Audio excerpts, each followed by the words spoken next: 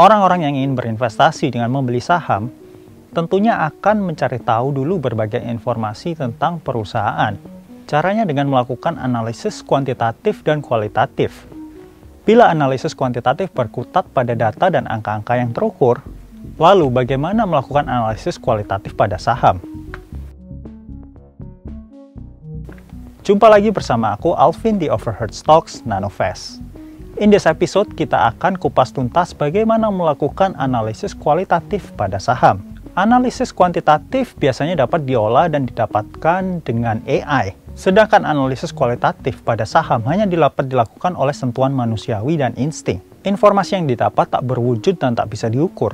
Sebab ini mencakup kualitas manajemen, kepuasan berbagai pemangku kepentingan, etika, nilai merek, dan masih banyak lainnya. Lalu apa saja sih aspek-aspek perusahaan yang jadi bagian dari analisis kualitatif saham? Dan apa yang perlu dicari investor sebelum berinvestasi? Poin pertama paling penting adalah mempertimbangkan siapa yang memimpin perusahaan, seperti CEO, dewan direksi, dewan komisaris.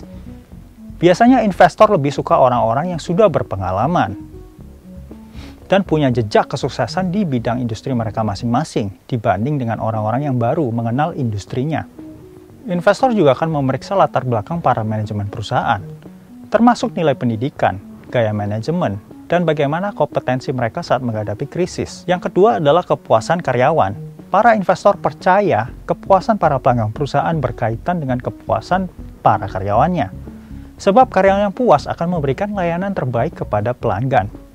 Salah satu cara untuk melihat apakah karyawan perusahaan ini baik atau tidak adalah dengan melihat jumlah karyawan yang keluar dan yang diterima.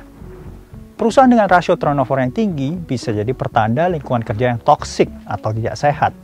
Makanya banyak perusahaan yang sering memberi fasilitas terbaik, bahkan bonus, agar para karyawan ini itu bisa betah. Yang ketiga dan juga nggak kalah penting adalah kepuasan pemasok. Perusahaan harus memastikan bahwa mereka memperlakukan pemasok dengan adil.